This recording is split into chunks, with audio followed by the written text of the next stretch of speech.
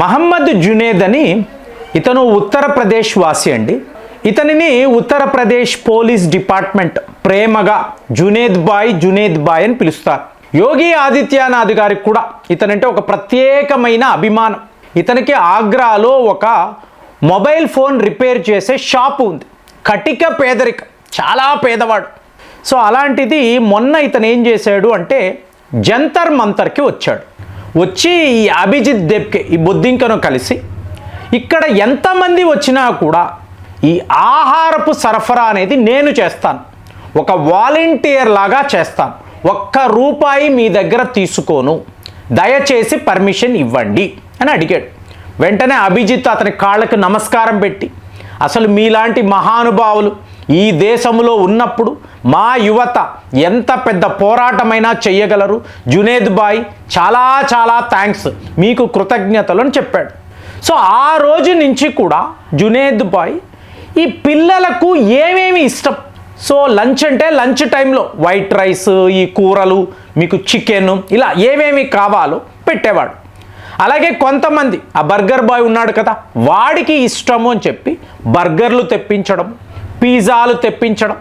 ఇక్కడ మీరు చూసారనుకోండి, ఇప్పుడు పీఓకే అన్నాను కదండి, 120 మంది ఈ ప్రొటెస్టర్లు ఎవరైతే ప్రొటెస్ట్ చేశారో వాళ్ళని పాకిస్తాన్ ఆర్మీ వాళ్ళు అత్యంత దారుణంగా కాల్చి చంపారండి. అవునా? వెస్టర్న్ మీడియాలో మీరు చూసారనుకోండి, ఎటువంటి కవరేజ్ లేదు, రాయరు వాళ్ళు. అదే ఇక్కడ జునేద్ బాయ్ ఇచ్చిన పిజ్జాలు చూడండి, ఏంటి పిజ్జా? US pizza. సో ఇది వస్తున్నప్పుడు మీకు ట్రక్కుల్లో వస్తున్నాయి. పోలీసులు ఆపేరు, ఏం చేస్తున్నారా మీరు, ఇంతంత పిజ్జాలు ఎక్కడి నుంచి తెస్తున్నారు అంటే, వాషింగ్టన్ పోస్టులో ఇది హ్యూమన్ రైట్స్ వయలేషన్. బాగుందా అండి? పిల్లలు తినే ఆహారాన్ని ఢిల్లీ పోలీసులు ఆపుతున్నారు, వాళ్ళకి ఆహారము లేకుండా చేస్తున్నారు అని చెప్పి వాడు రాశాడు. ప్రాణాలు పోయినా ఎక్కడ ఎటువంటి వార్తలు లేవు, ఇక్కడ పిజ్జాలు అందడము లేదు, ఇది హ్యూమన్ రైట్స్ వయలేషన్. సో మొత్తానికి వచ్చింది, అందరూ తిన్నారు. మీకు ఫైనల్గా ఉత్తరప్రదేశ్ పోలీసులు ఒక లవ్ లెటర్ రాశారండి. ఎవరికంటే జునేద్ బాయ్కి. జునేద్ బాయ్, మీరు చేసిన ఈ సేవ చాలా చాలా అద్భుతము. ఉత్తరప్రదేశ్లో ఇలాంటి పేదవాళ్ళు మీకు వేల మంది ఉన్నారు. సో అలాంటప్పుడు వాళ్లకు కూడా ఇలాంటి సేవలు చెయ్యొచ్చు కదా. సరే, మీరు ఎలాంటి ఆహారాన్ని పెట్టగలరు, దీనికి అయ్యే ఖర్చు ఎంత, ఒక్కరోజు ఎంతమందికి పెట్టగలరు, మేము కూడా కొంత బడ్జెట్ అంటే మీకు సహాయంగా ఉత్తరప్రదేశ్ పోలీస్ కూడా కొంత కాంట్రిబ్యూషన్ చేస్తుంది, అసలు మీ బడ్జెట్ ఎంత, దయచేసి పోలీస్ స్టేషన్కి వచ్చి ఈ వివరాలు చెప్పగలరు అని వీళ్ళు ఒక అద్భుతమైన లవ్ లెటర్. ఎక్కడ? ఆగ్రాలో ఉండే అతని మొబైల్ షాప్కి వెళ్ళారు. మీరత్లో వాళ్ళ బంధువులు ఉన్నారు, సో అక్కడ ఈ లవ్ లెటర్ పంపించారు. ఇప్పుడు జునేద్ బాయ్ ఎక్కడ ఉన్నాడో ఎవరికీ తెలియడం లేదు, లిటరలీ అబ్స్కాండింగ్. కాబట్టి రండి, వచ్చి జవాబు చెప్పండి అని అంటున్నారు. ఇప్పుడు వీళ్ళ కుటుంబ సభ్యులను అడిగారు అనుకోండి, మాకు ఇదంతా ఏం తెలియదండి, ఇతనికి ఇంత డబ్బు ఎక్కడి నుంచి వచ్చింది అంటే, అమ్మా ఇప్పుడు ఒకరోజు 10,000 మందికి మీ అబ్బాయి ఆహారం పెట్టాడు, మీరేమో కటిక పేదరికం అంటున్నారు. 10,000 మందికి అతను చికెన్లు, మటన్లు, పిజ్జాలు, బర్గర్లు, హాట్ డాగ్స్ ఇన్ని పంచిపెట్టాడు. మరి ఒక 3 నుంచి 4 కోట్ల రూపాయలు ఖర్చు అయి ఉంటుందని అంచనా. ఆ బడ్జెట్ తెలుసుకోవడానికే మేము వచ్చాం. ఈ 3 కోట్లు అంటే ఏంటి బాబు, ఇంతంత మొత్తము మాకు తెలియదే, మేము ఎప్పుడు చూసింది లేదే. సో మాది చూడండి, ఇది ఇల్లు, ఆ షాప్ చిన్న షాప్, మరి మీరు ఇన్ని కోట్లు మాట్లాడుతుంటే మా అబ్బాయి ఇది చేశాడంటే మాకేం అర్థం కావడం లేదు, వాళ్ళ తల్లిదండ్రులు చెప్తున్నారు. సో అర్థం చేసుకోండి ఫ్రెండ్స్. సో జునేద్ బాయ్కి ఇంతంత కోట్లు ఎవరు ఇచ్చారు?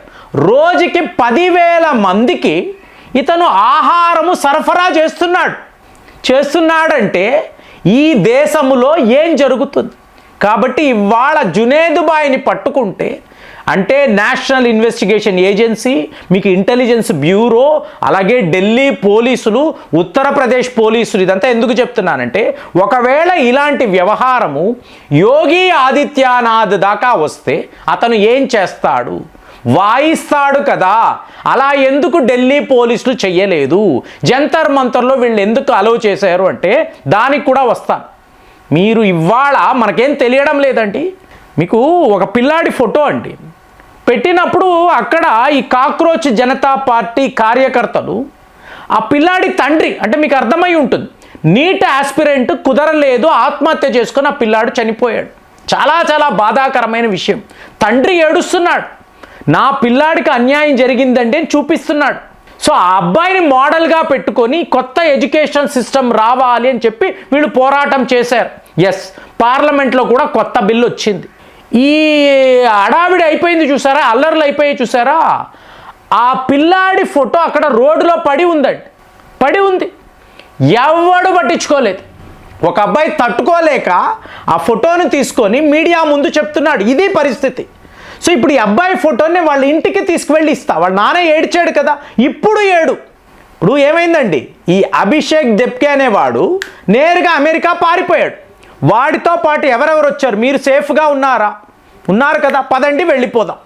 ఇక్కడ పరిస్థితి ఏమిటి, ఒక్కొక్కడు మోదీ రా, నీ అంతు చూస్తాను, రా అన్నారు కదా, ఒక్కొక్కడు చేతులు దండం పెట్టి అయ్యా మమ్మల్ని క్షమించండి, పొరపాటుగా వాళ్ళు చెప్పారు, రెచ్చగొట్టారు, సో మేము ఇలా ప్రవర్తించాం, దయచేసి మా ఇంటికి వెళ్ళకండి, మా అమ్మ నన్ను వాయించి పడేస్తుంది, రెండు జీపుల్లో పోలీసులు మా ఇంటికి వస్తే నా పరువు ఏమవుతుంది. ఇది ఆ రోజు ఆలోచించాలి కదరా. భారత్ను బంగ్లాదేశ్గా మార్చేస్తాం, నేపాల్లో ఏం జరిగిందో ఇక్కడ చేసి చూపిస్తాం, ప్రగల్భాలు పలికేవు కదా, ఇవాళ చేతులు జోడించి ఏడుస్తున్నాం. ఎవడు నిన్ను కాపాడుతాడు? అభిజిత్ వస్తాడా, లేదా వాళ్ళ గ్రూప్ వాళ్ళు వస్తారా, అమెరికా నుంచి వచ్చి మిమ్మల్ని కాపాడతారా? ఇప్పుడు ఇవాళ జునేద్ బాయ్ కనిపించడం లేదండి. వాళ్ళు చెప్తున్నారు అతనికి ఏం కాదు, మేము రక్షిస్తాం. ఎక్కడి నుంచి రక్షిస్తావు? అమెరికాలో నుంచి రక్షిస్తావా? వీడు ఏమైనా పెద్ద ఫ్రీడమ్ ఫైటరా? ఎవరు ఎక్కడ నుంచో డబ్బు తెచ్చుకొని మీకు అమెరికా వాడు ఈరాన్లో ఎన్ని దారుణాలు చేస్తున్నాడండి, ఎంత వందల మంది ప్రాణాలు పోగొట్టుకున్నారండి. కానీ వీడేం చేస్తున్నాడు, అమెరికన్ పిజ్జాను అమ్ముతున్నాడు. అమెరికన్ పిజ్జానే వీళ్ళకి ఇష్టము, దానినే అమ్మాలి. ఇది అండి వీళ్ళ బుద్ధి, వీళ్ళ దేశభక్తి అనండి, వీళ్ళ పోరాటాలు ఇలా ఉంటాయి. ఇప్పుడు ఆ ముస్లిం అమ్మాయిని చూశారు కదా, రా మోదీ రా, నేను లాఠీ పట్టుకున్నానంటే ఎవరు, ఒక దేశ ప్రధానమంత్రిని ఇలా మాట్లాడాలని అనుకుంటే అసలు మీ యొక్క కామన్ సెన్స్ని ఏమనాలి, మీకున్న ఇంగిత జ్ఞానం అంటాం ఏమనాలి. తరువాత ఇలా కొడతారనే ఊహించలేదు, పోలీసులు వాయించేశారు, ఇప్పుడు నాకు ట్రీట్మెంట్ కూడా డబ్బులు లేవు, ఏడుస్తూ చెప్తుంది. ఇంకొక అమ్మాయి టీ అమ్మేవు కదా, స్టేషన్లో టీలు అమ్మేవు కదా, సమోసాలు అమ్ము. ఇదిగో మోదీ పంపించిన సమోసాలు. ఈ అజిటేషన్ అయిన తరువాత, ఈ మూమెంట్ అయిన తరువాత రాజీనామా చేస్తాడు, మళ్ళీ సమోసాలు అమ్ముకుంటాడు. ఇది ఒక చిన్న పిల్లండి, ఈమె మాట్లాడేది. ఇవాళ ఏమంటుంది, నేను కోమాలోకి వెళ్ళిపోతాను, ఇంటికి వచ్చిన తరువాత చుట్టూ ఉన్న వాళ్ళందరూ వచ్చి నన్ను ఎలా తిట్టాలో అలా తిడుతున్నారు, నేనేం తప్పు చేశాను, వాళ్ళు చెప్పారు నేను చేశాను, నేను అజిటేషన్లో పాల్గొన్నాను, ఇవాళ నేను కోమాలోకి వెళ్ళిపోతే, ఇంటి నుంచి బయటికి రాలేకపోతే ఎవరిది బాధ్యత, దయచేసి నన్ను కాపాడండి, నన్ను క్షమించండి మోదీ గారు, ఐఆమ్ సారీ. ఇది ఇలాగా మీకు అర్థమైందా అండి? అంటే అక్కడ వీళ్ళు ఈ లెవెల్లో ఆవేశం, కోపం, ఆవేశంలో ఏవేవో మాట్లాడడము. అసలు సిసలైన విషయం రియాలిటీ చెక్ వచ్చేటప్పుడు మీకు ఇది ఒక దేశం అండి, ఒక ప్రభుత్వము, పెద్ద లెవెల్లో పోలీస్ ఫోర్స్ ఉంటుంది, మీకు పారామిలిటరీ ఫోర్సెస్ ఉంటాయి, నువ్వు ఏం పడితే అది చెయ్యొచ్చు, ఎలా పడితే అలా ప్రవర్తించవచ్చు అంటే ఎవరు ఒప్పుకోరు కదా. లా ఆఫ్ ద ల్యాండ్ అని ఒకటి ఉంటుంది కదా, తెలియలేదు, నోటికొచ్చింది.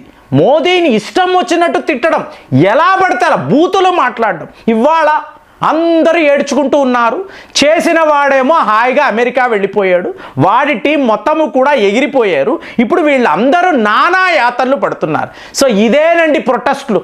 ఎందుకంటే యువకులు ఎవరైనా చూస్తూ ఉంటే ఆవేశపడితే ఫైనల్గా ఏం జరుగుతుంది, ముందు నువ్వు గంతులు వేస్తావు, తరువాత ఏడుస్తూ కూర్చుంటావు. ఇదే జరుగుతుంది. ఇవాళ మొత్తం ఈ గ్యాంగ్ అంతా కూడా ఇలాంటి పరిస్థితుల్లోనే ఉన్నారు. మరి వీళ్ళ గురించి మీరేం ఆలోచిస్తున్నారు? కామెంట్స్లో రాయండి. మళ్ళీ వచ్చే వీడియోలో కలుద్దాం. జై హింద్.